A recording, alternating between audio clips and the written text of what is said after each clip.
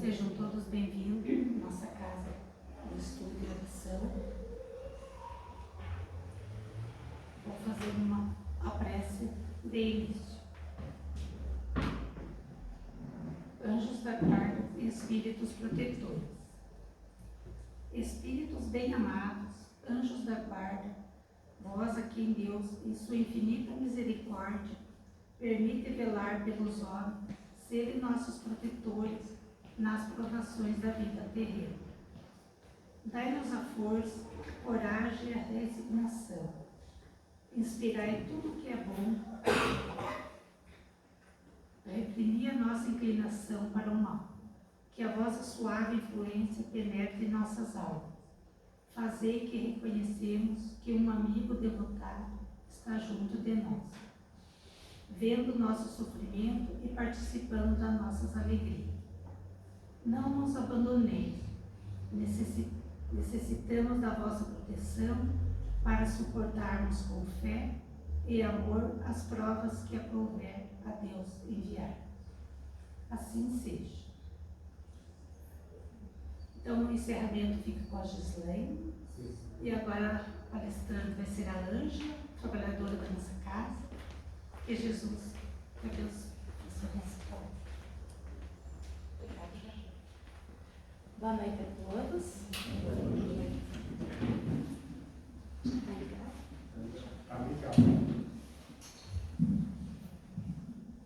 Então, que a paz do nosso Mestre Jesus esteja entre nós nesse momento e que a gente possa permanecer com essa paz ao voltar para as nossas casas, junto aos nossos familiares, e que possamos também manter essa nossa luz no nosso dia a dia, que a gente tanto precisa, né?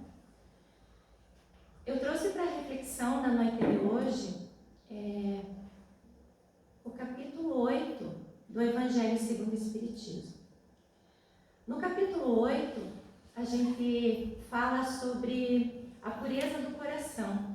Bem-aventurados aqueles que têm a pureza no coração. E trabalhando, estudando sobre esse capítulo, hoje a gente recebeu no nosso grupo aqui da casa uma mensagem falando do capítulo 8, falando da pureza do coração, do quanto as crianças são a imagem dessa pureza, exatamente aquilo que eu trouxe para trabalhar, né?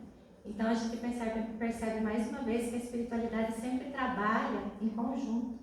A gente está estudando uma coisa e vem ao encontro. Inclusive eu usei essa lâmpada para abrilhantar ainda mais, né? Eu agradeço a Cristiane, que não está mais aqui, mas foi ela que postou lá no grupo.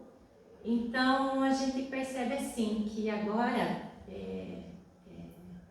falando sobre o Evangelho, agora em abril está fazendo 160 anos da primeira publicação do Evangelho. Então, quando Allan Kardec codificou todas as obras básicas, entre elas o Evangelho segundo o Espiritismo, há 160 anos, que nós temos nas mãos, né, esse conhecimento, todo esse estudo, para que a gente possa melhorar cada vez mais. Diante das obras básicas que nós falamos, que são as obras codificadas por Allan Kardec, é que a gente tem o real conhecimento da doutrina espírita. Não que outras obras não tragam, né, o conhecimento que nós precisamos também, mas a clareza e a maneira que vem diante dessas obras, desses ensinamentos, é o que realmente nós precisamos para reconhecer o que é, né, o Espiritismo e trabalhar isso dentro de nós. Quando nós preparamos uma mensagem, quando a gente se propõe a fazer um estudo para apresentar, a gente trabalha primeiramente em nós, né? Então, muita coisa daquilo que a gente traz para apresentar, aquilo vem a prova para nós mesmos. E isso é real, porque nós precisamos realmente provar se a gente realmente já está apto àquilo ou não. Ninguém é perfeito, né?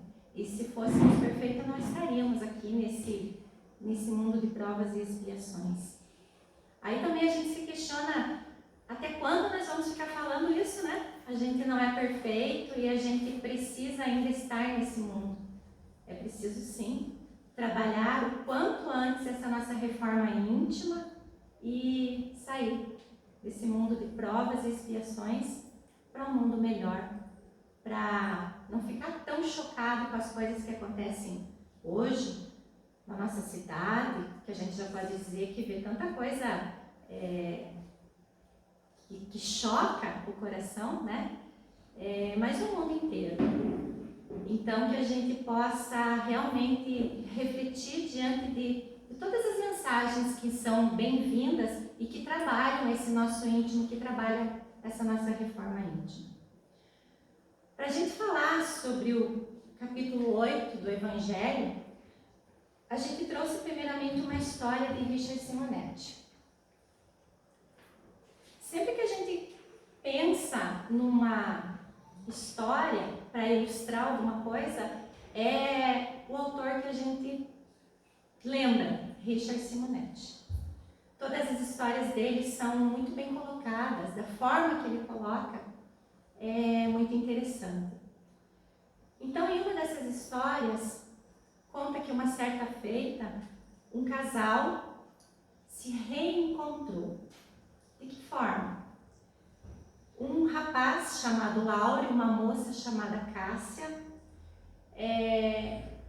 passando em meio a uma praça, se olharam e se reconheceram como almas afins. Nós espíritas falamos, né, que quando aqueles espíritos que realmente se completam são almas afins. Essa troca de olhar dos dois fez com que eles se reconhecessem. Ah, não, mas é aquela jovem que eu quero para mim. Assim um pensou do outro. E eles voltaram, se cumprimentaram, se conheceram naquele momento. E essa troca de olhares fez com que eles marcassem um novo encontro, porque eles se apaixonaram. Era amor à primeira vista? Aos olhos da espiritualidade, não. Né? Mas para eles entenderam naquele momento que um era feito para o outro. Marcaram o próximo encontro e foram se conhecendo. E como normalmente acontece, teve um problema entre os dois. Era a classe social. Ele, o Lauro, era um moço muito rico, de uma nobreza que não tinha fim. Filho único de uma dona de fazendas, e terras e gado, uma viúva. Ele nunca fez aquilo como se fosse realmente uma propriedade dele. Ele sim trabalhou, sempre ajudando a sua mãe. No entanto, ele não queria aquilo para ele, mas ele amenizava um pouco a forma que a mãe trabalhava com os empregados, trazendo um pouco mais de alívio para aqueles empregados que eram tão sofridos. A Cássia era uma menina pobre. Diante de uma vida que era bem pesada, ela precisava trabalhar para ajudar os pais no sustento dos irmãos mais novos. E a doçura daquela moça, daquela jovem, no olhar, fez com que o Lauro se apaixonasse. E o tempo foi passando, eles se conheceram e ele foi apresentar a Cássia para sua mãe. Mas quando a mãe soube que ele estava namorando uma menina muito pobre, ela já não fez questão nem de conhecer. Quando ele trouxe a menina para dentro de casa, ela inventou um problema e saiu. E o filho já percebeu que não ia ser muito fácil domar a mãe naquela situação. E falou para a mãe que não adiantava ela ser contra, que ele queria sim se casar com a Cássia. Diante dessa confissão do filho, ela o colocou na parede. Você tem que escolher agora. Ou você vai ficar nessa vida mansa, de riqueza, de poder, de ter tudo que você quer e sonhar tudo, o que você bem entender.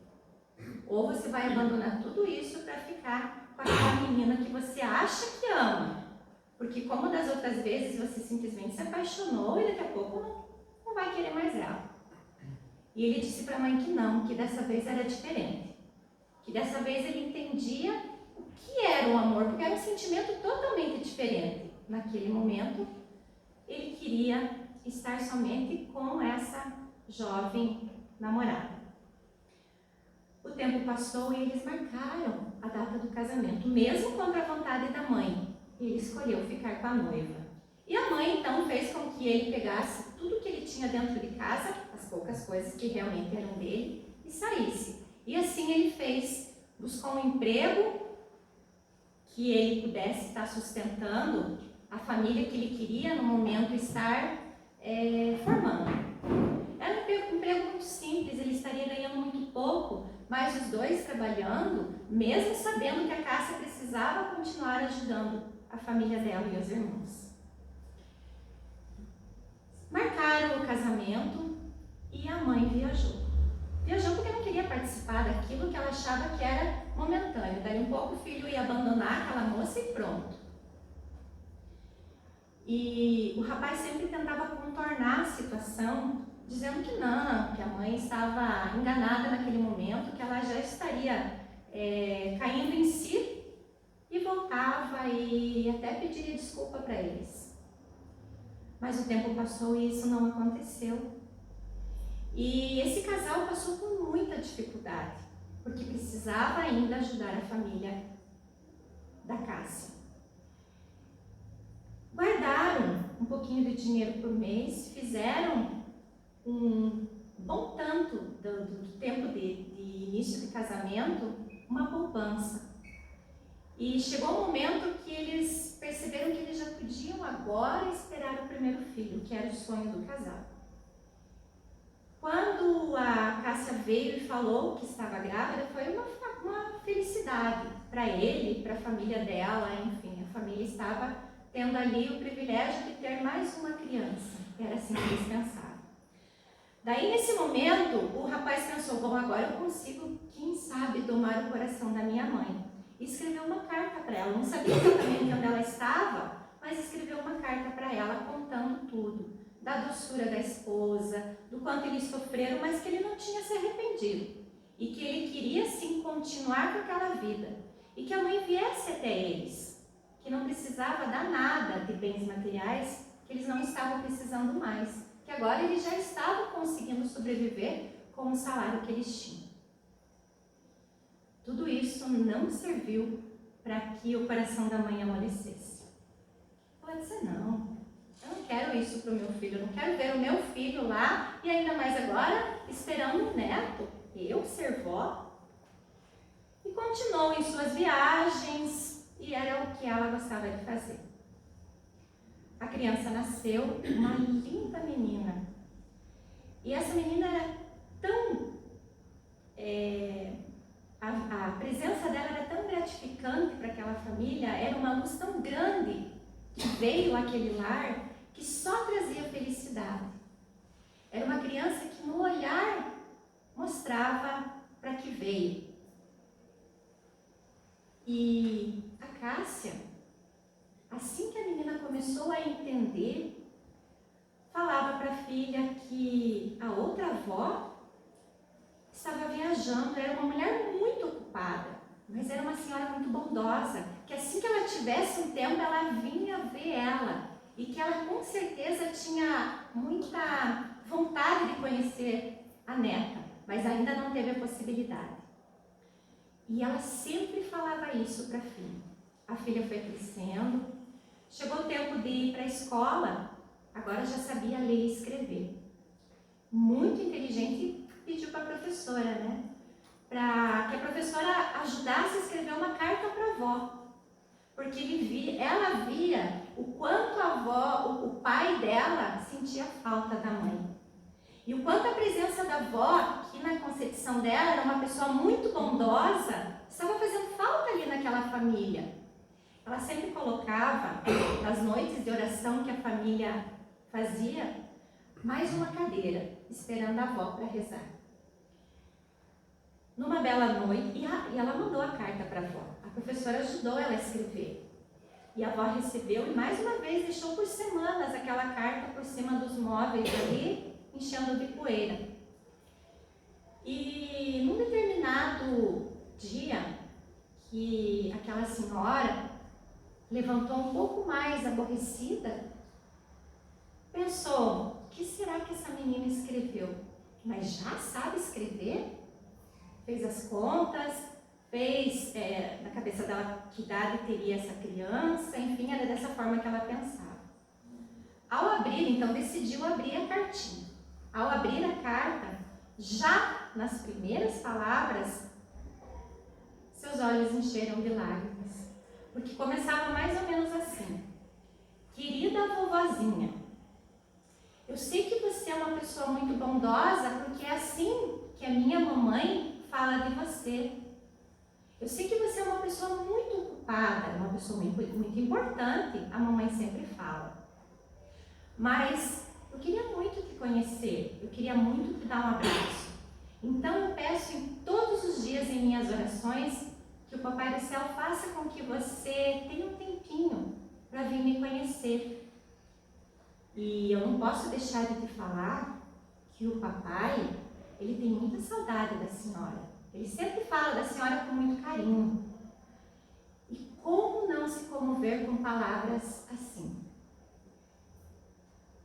Acabou as palavras da cartinha e as lágrimas rolaram. Chorou tanto que soluçava. E agora? O arrependimento. E agora? Eu quero conhecer minha neta. E agora?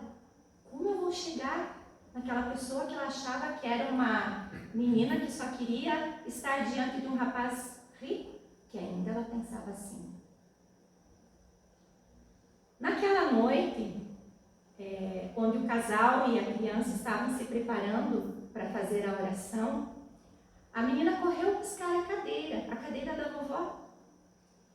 E não começaram a fazer as suas orações para agradecer o dia que tiveram, que assim o pai e a mãe ensinavam. Escutaram batidas na porta e a menina correu atender, dizendo: é a vovó. E era a vovó. Com seus braços cheios de embrulhos. Ao ver a criança, a abraçou, chorou muito e tinha muita vergonha de sair dali, daquele colo pequeno e frágil, porque ainda não tinha como olhar nos olhos do filho, como olhar nos olhos da nora. Mas ela precisou ter forças e pedir perdão. A hora que ela abraçou o filho e pediu perdão, o filho falou: eu não tenho o que te perdoar, mas você deve sim desculpas a Cássia. A hora que ela se virou para Cássia, ela se ajoelhou e disse: eu não sou digna do seu perdão, mas eu preciso dele, eu preciso de vocês. É claro que aquele doce coração dessa jovem senhora agora, né, olhou para ela e falou: não, a senhora é muito bem-vinda. A nossa filha sente muito a sua falta. E agora a nossa família está completa. Agora a mesa vai estar completa. Veja, a senhora, essa cadeira é sua. E assim continuaram com a conversa até a criança dormir no colo da avó. E aí o que nós podemos pensar de uma história comovente, de uma história que existiu maldade, mas que existiu doçura. De uma história onde a gente pode perceber que existe muita gente que tem um coração bom. Existe muita gente que não tem a maldade para com os outros. E é sobre essa bondade, é sobre esse apelo do coração que essa jovem senhora fez, que essa doce menina chamada Cássia fez, que a gente vai trazer a reflexão da noite de hoje. Então, como a gente falou, sobre o capítulo 8 do Evangelho segundo o Espiritismo, que a gente vai falar um pouquinho, onde traz a mensagem: deixai que venham a mim as criancinhas, e não as impeçais, palavras do Evangelho, porquanto o reino dos céus é para os que lhes assemelham.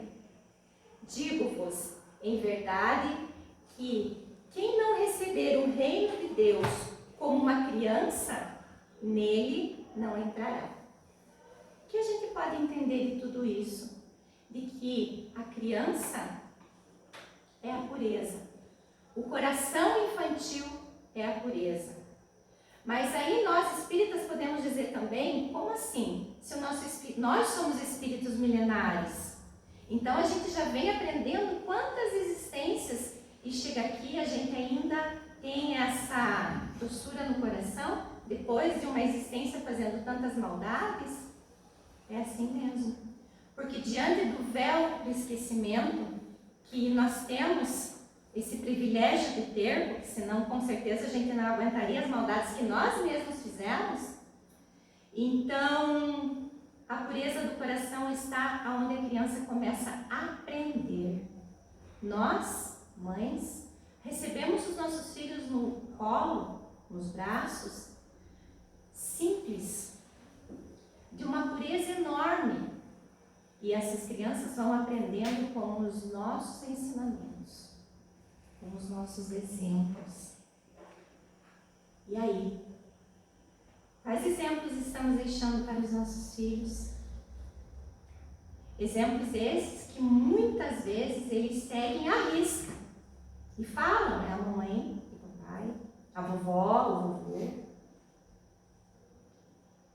Nós temos sim essa criança em nossas mãos para continuar apurando esse coração delicado, esse coração puro. E nós precisamos ter a consciência de que é isso que nós precisamos fazer. Trabalhar com bons exemplos, trabalhar com uma educação que realmente ajude esse nosso irmão que está aqui do nosso lado hoje como nosso filho. Essas crianças que estão aí em nossas mãos, e eu sempre digo que nada é por acaso, então eu escolhi ser pedagoga, eu sou professora, eu tenho diariamente crianças em minhas mãos a minha vida profissional inteira. E eu digo para vocês, eu estou quase me aposentando. E é o que realmente me traz o gosto da vida. É o que realmente me traz a vontade de levantar e fazer e trabalhar.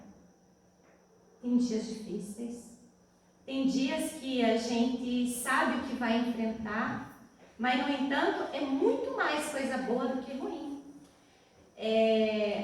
Às vezes a gente chega no trabalho, falar de uma experiência própria, você chega cansada, irritada, porque a gente é ser humano, né? Nós erramos, nós pecamos, a gente tem consciência disso, que a gente precisa se melhorar. E até o dia está péssimo. E no meu ambiente de trabalho eu posso dizer para vocês que não leva uma hora que eu estou rindo, eu esqueci de tudo o que passa de difícil na minha vida, ou que eu passei naquele momento. Porque essa doçura de que eu encontrei aqui estudando um pouquinho mais esse capítulo do Evangelho, está nas crianças sim. Está sim naquele coraçãozinho puro, que nos vem abraçar delicadamente, e isso nos transmite muita coisa boa. Somente a criança que tem o coração puro? Não.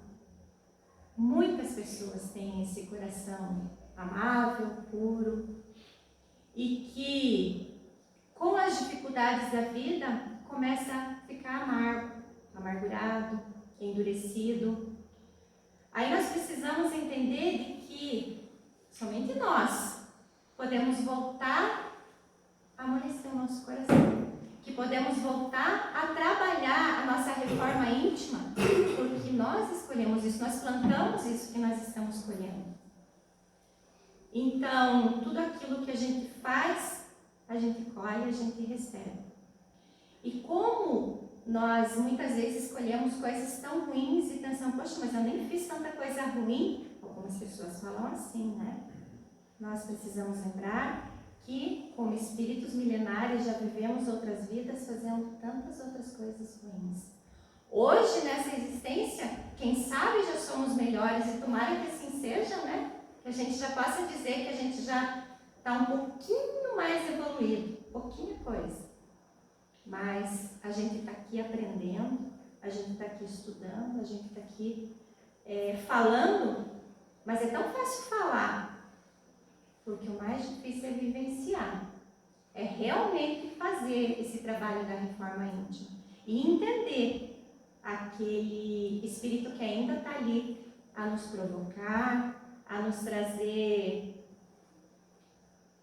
às vezes, tanta coisa negativa e ruim.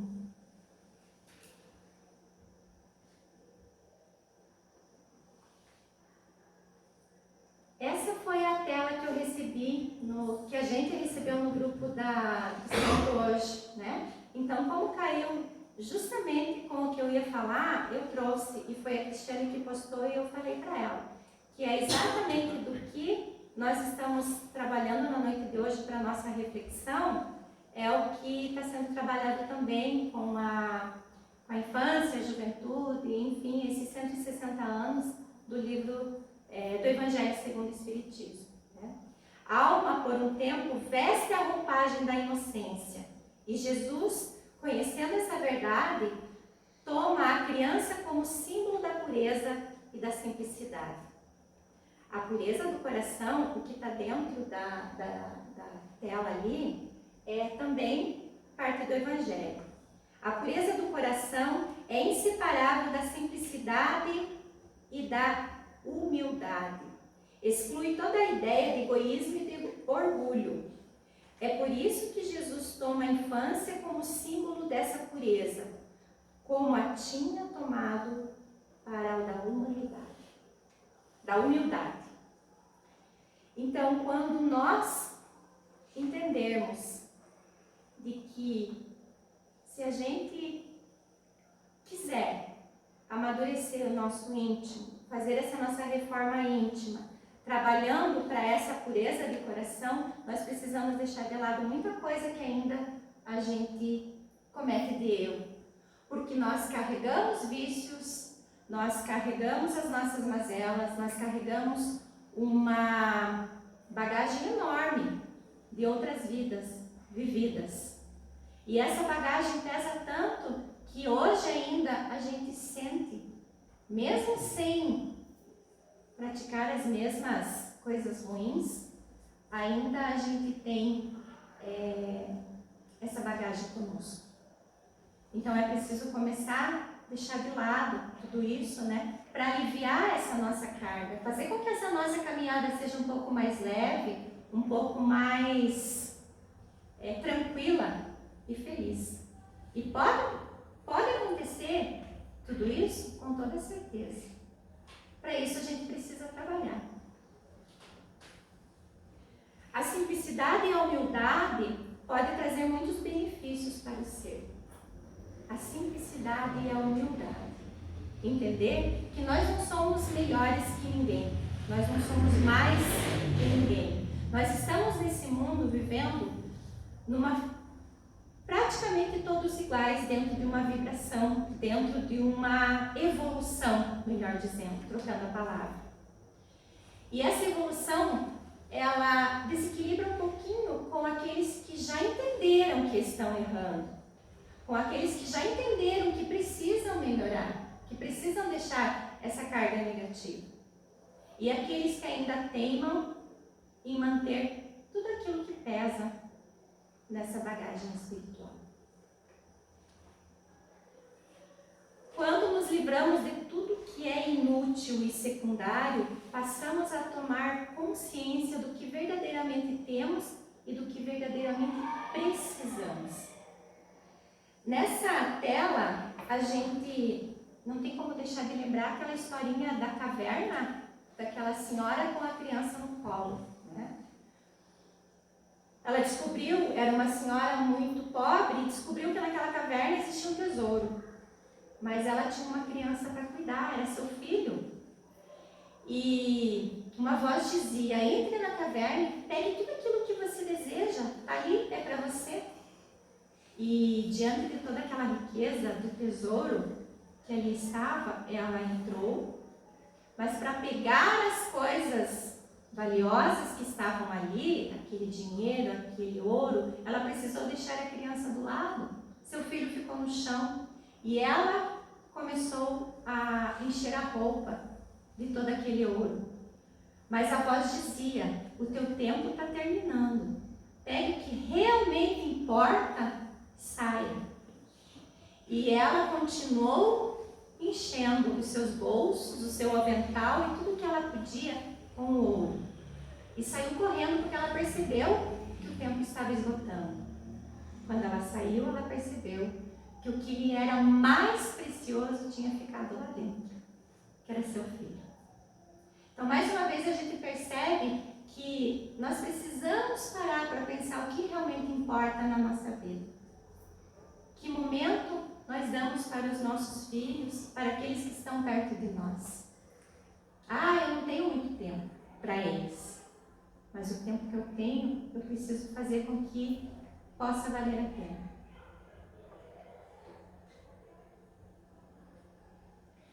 A simplicidade consiste em não ficar distante do que é natural e espontâneo, daquilo que traz o bem e a paz.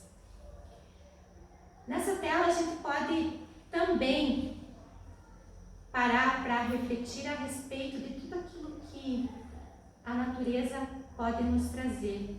A riqueza do que tem lá fora, na mata, no céu, no rio, no mar, na água em si, cachoeira, seja ela como for, aquilo que a gente gosta de olhar, de perceber, de admirar. As coisas que a natureza nos traz e que nos alimentam de toda a energia de que nós precisamos, se assim a gente desejar. Mas ao passar por algum lugar e a gente nem perceber toda essa beleza, que energia a gente vai captar? Nenhuma, né? Então tudo aquilo que a gente tem de puro, de fácil, a gente tem na nossa mão e a gente não faz nada com isso. Então, que possamos parar para contemplar o céu, que muitas vezes está tão bonito. E analisando e olhando para o céu, a gente começa a perceber a infinidade de mundos e estrelas, e o nosso pensamento vai longe. E isso faz com que a nossa cabeça pare de pensar em coisas fúteis e realmente alimente, né, a nossa alma com uma energia positiva. Isso é um dos exemplos. A vida se constitui dos passos que damos e das alegrias vivenciadas. Vou repetir. A vida se constitui dos passos que damos e das alegrias vivenciadas. Porque nós vamos em frente todos os dias. A vida se constitui desses passos. As alegrias vivenciadas. Não precisamos aqui falar de todas as angústias, de tudo que acontece de ruim. Mas nós temos sim, todos os dias, momentos bons. E essa alegria vivenciada a gente pode chamar de pedacinho de felicidade. Porque a gente lembra sempre e fala: ai, que saudade daquele tempo que eu vivia isso ou aquilo. Só que daqui a um tempo, a gente vai ter saudade do hoje, do que nós estamos fazendo hoje. Então aqui, se os nossos olhos estão fixos ou fixados no ponto de chegada, nós perdemos de vista tudo que o caminho nos oferece. Todas as coisas boas que a gente vive, tudo aquilo que pode nos trazer alegria, que pode nos trazer até mesmo o enriquecimento espiritual de um conhecimento, se a gente deixar de lado, não der atenção e estar fixos num ponto de chegada, eu tenho uma meta, eu quero chegar lá e eu não olho nada ao meu redor. Será que eu aprendo tudo o que eu preciso? Deixo de perceber aquele que precisa de ajuda que está do meu lado. Deixo de perceber aquele que está na minha frente e que eu preciso apressar o passo. Deixo de perceber os caminhos diferentes que eu posso seguir. Deixo também a beleza. Deixo tudo o que realmente importa ao redor se eu só enxergo lá na frente. Realidade não é o que já passou, nem o que ainda está por vir. É claro que o passado tem importância, que nós vivemos aquilo e temos saudade de muita coisa que a gente já viveu. O futuro nos reserva tesouros desconhecidos. Nós temos que ter sonhos, nós temos que ter metas. E hoje ainda, meio-dia, a gente teve na mesa um comentário bem interessante, assim, né? Vou falar aqui.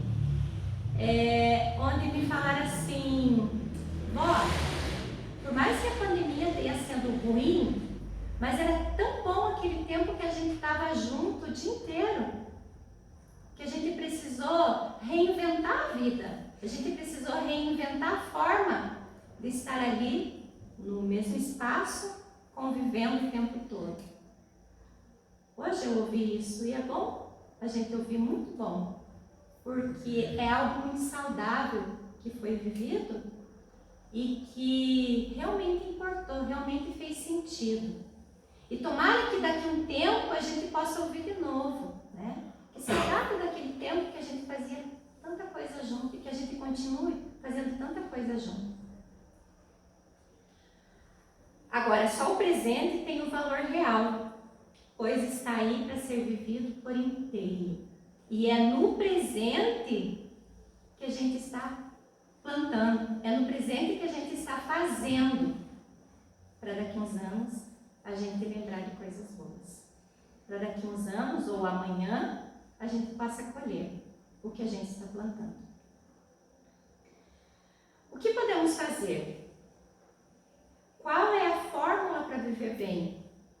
Ou ainda, qual é a fórmula para a felicidade, que é o que todo mundo quer?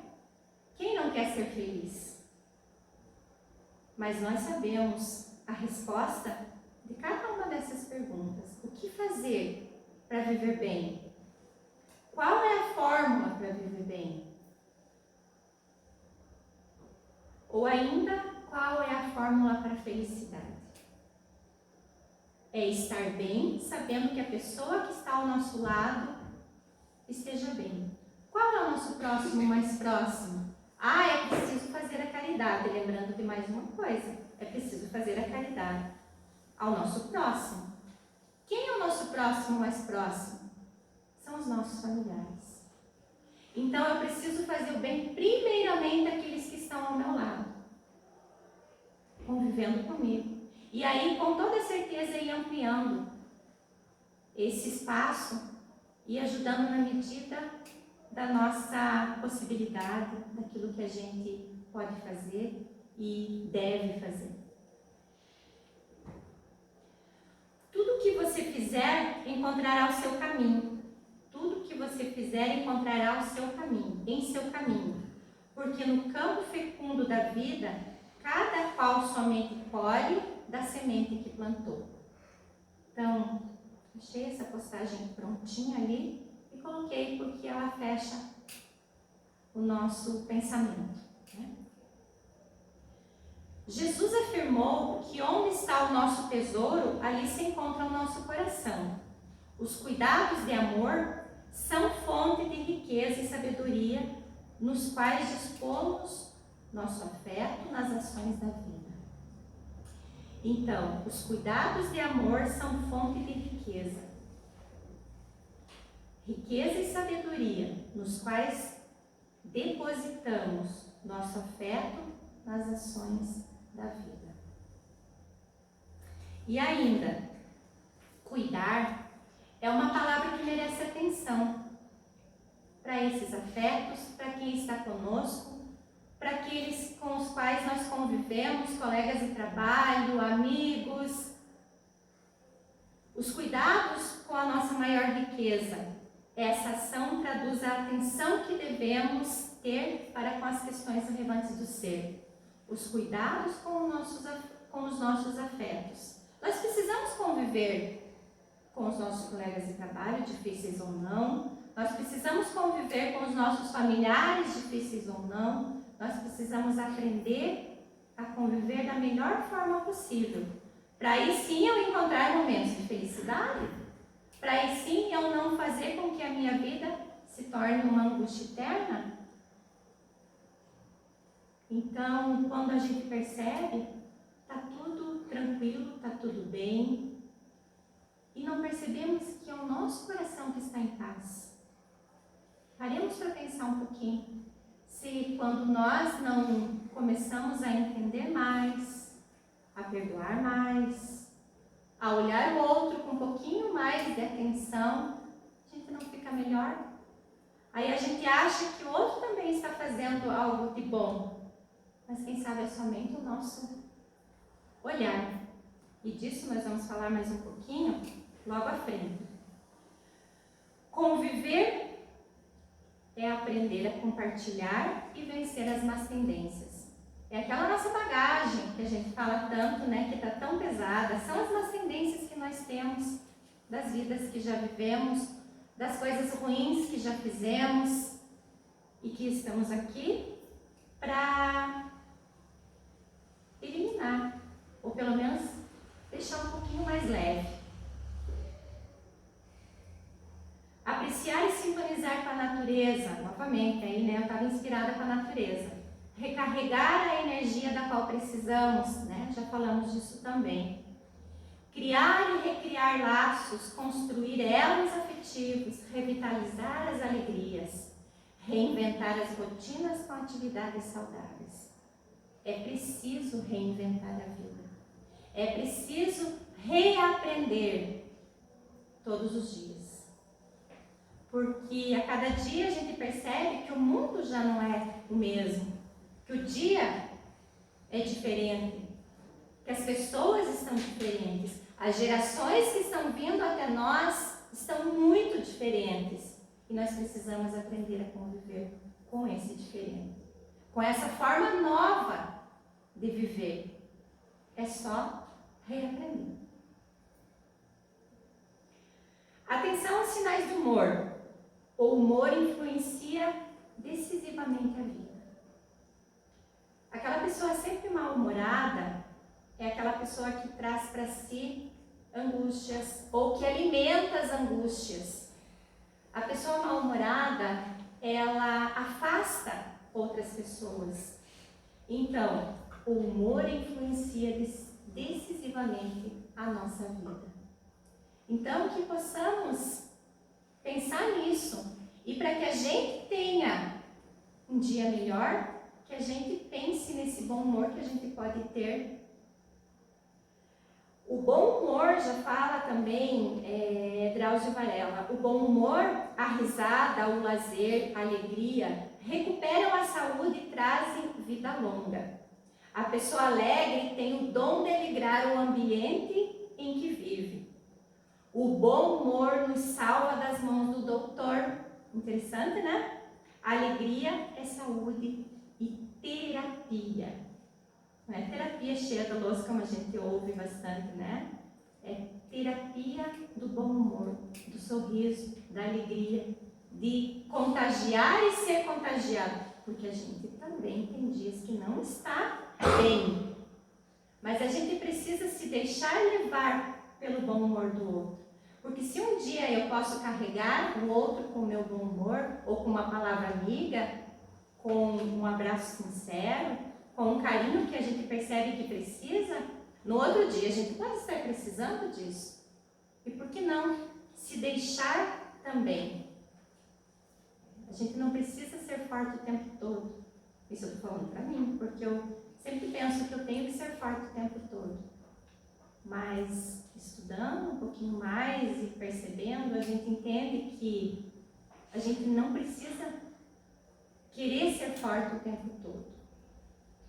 Mas eu preciso sim tentar melhorar o tempo todo. A vida é feita de momentos. Momentos bons, momentos ruins, é isso que nós estamos falando, né? Pedacinhos de cada coisa que é formada a nossa vida. Pedacinhos de felicidade, pedacinhos de desafios, pedacinhos de coisas ruins que nos acontecem. É preciso tentar filtrar, porque muitas vezes a gente costuma ser a esponja, né? E isso nos atrapalha bastante, nos atrapalha muito. Captar tudo que é ruim. A gente não consegue fazer essa filtragem. E a gente precisa aprender a filtrar muita coisa. É preciso compreender e saber viver. Saber viver, encontrar pessoas, sorrir, saber se divertir. A gente pode, a gente deve, é necessário. Para viver bem e feliz é preciso um olhar atencioso e carinhoso. Para aquela pessoa que está cabisbaixa, que naquele dia precisa de um apoio. Um olhar atencioso. O olhar atento percebe pequenos detalhes, vê nuances ocultas no dia a dia. Observando melhor as pessoas, acabamos por perceber que cada uma tem suas qualidades e que um pré-julgamento pode ser desfeito a partir de uma melhor observação. É num olhar atento que percebemos que a vida pode ser. O que a vida pode ser? Se a gente não fizer esse pré-julgamento, a vida pode ser feliz, a vida pode ser abençoada, se a gente assim enxergar ela, com um olhar atento. E a gente sempre fala ou ouve falar de que todos nós, todas as pessoas, ninguém é de todo mal, ninguém é de todo bem. Sempre existe algo de bom. Mas em tudo aquilo de bom, também é preciso ver o que está de errado. Então, é preciso esse olhar atento para tudo aquilo que a gente precisa observar. Para tudo aquilo que a gente precisa realmente olhar. A vida pode ser um aprendizado esperado ou um aprendizado inesperado com aquilo que às vezes a gente não está esperando. E experiências boas nos trazem grandes aprendizados, mas as experiências ruins também nos mostram a não fazer mais aquilo. Crescimento intelectual, moral e espiritual. Todos nós precisamos um dia evoluir para isso. Para ter esse crescimento intelectual, para ter esse crescimento moral e para ter esse crescimento espiritual. É para isso que a gente está caminhando. É para isso que a gente está estudando e buscando essa luz na doutrina espírita. Um aperto de mão na hora certa, aquele aperto de mão que pode ser um símbolo de um olhar afetuoso, de um abraço carinhoso. O abraço afetuoso para aquela pessoa que realmente precisa naquele dia. E que se a gente não puder fazer essa caridade, o que estamos fazendo aqui, né, diante de uma doutrina tão esclarecedora? Sorriso sincero. Agora aqui nós colocamos também o sorriso de criança, mas colocamos sorriso para todas as idades. Porque o sorriso e a felicidade contagia. E tem muita gente que precisa ser contagiado e ser beliscado, vamos falar assim, todos os dias para acordar, porque a vida tem coisas boas também. Basta ser gentil para que tudo se transforme. Por que não ser gentil? A vida já é tão difícil. Se a gente não trabalhar com pequenas gentilezas no dia a dia, por menor que seja, a vida é um eterno processo de aperfeiçoar a si mesmo. Bem profunda essa mensagem. A vida é um eterno processo de aperfeiçoar a si mesmo. Eu aprendo vivendo. Não espere viver sem problemas. Os problemas são ingredientes de evolução necessária ao caminho de todos. André Luiz. Então, diante dos problemas que vêm para nós podemos aí dizer se a gente já está um pouquinho melhor, se a gente já cresceu um pouquinho, diante de tudo aquilo que a gente quer aprender, quer fazer. Será que a gente já cresceu um pouquinho? Como a gente vai provar? Se não estamos diante de alguns desafios. O segredo é se colocar no lugar do outro. Mas aqui tem a última frase que é muito interessante, né? Cuidado, porque talvez doa. Porque a gente não imagina como é a vida do outro. Acredite, a sua vida tem a cor que você pinta, o aroma que você deseja, o sabor que você sente, o toque que você quer. Tudo depende de você, da sua fé, da sua coragem. O poder que existe em seu coração está sob o seu controle. Tudo depende de como você encara a vida e como você se projeta nela. O que eu quero para a minha existência? A vida, a minha vida, tem a cor que eu pinto. O meu amanhecer tem a cor que eu vejo. Mesmo num dia cinzento, eu posso encontrar beleza, porque por mais que a gente valoriza tanto um dia de sol depois de tanta chuva, sabendo que a chuva nos traz tantos benefícios. Então, mesmo num dia de chuva, a gente pode perceber o quanto é importante viver bem. Seja feliz, não porque tudo é bom, mas porque você pode ver o bem em tudo. E não ser a pessoa negativa, vendo somente coisas ruins. Estamos aprendendo cada vez mais para sair dessa mesmice. E aqui eu desejo uma boa noite e agradeço a atenção de todos.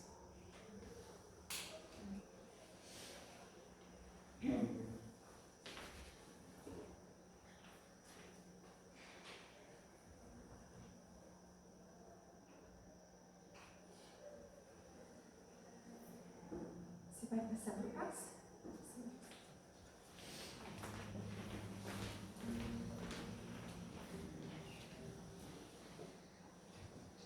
Boa noite a todos. Ângela, muito obrigada pela exposição, que a gente possa levar suas palavras para nossa casa, mas principalmente colocá-las em prática.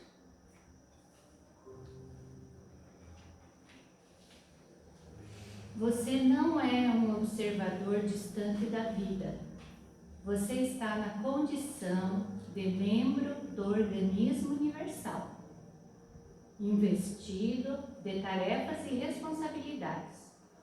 E dependendo do teu desempenho, resultarão a ordem e o sucesso de muitas coisas em sua vida.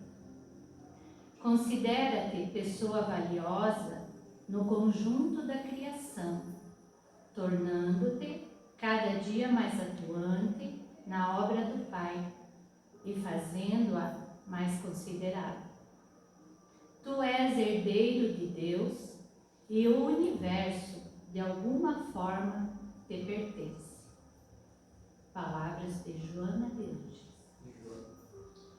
Agora vamos nos preparar para a passe, fechando nossos olhos e recebendo todas as bênçãos e boas vibrações dessa casa.